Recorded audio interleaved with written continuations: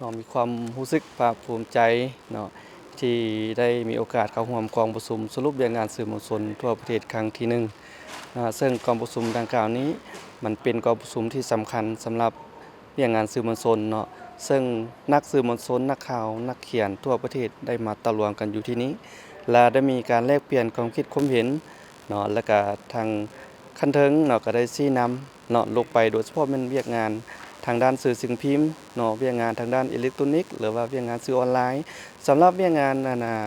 สื่ออิเล็กทรอนิกส์นี้เนาะสำหรับวิทยุพวกเราก็จะได้นำเอาเนาะแนวทางหรือว่าความคิดความเห็นของกองประชุมนี้นำไปผ่านขยายโดยเฉพาะเป็นเวียกงานการจัดรายการเนาะการเขียนข่าวเนาะการตัดต่อหรือว่าเวียกงานปิดออมของเวียกงานของสถานีพวกเราเนาะซึ่งว่า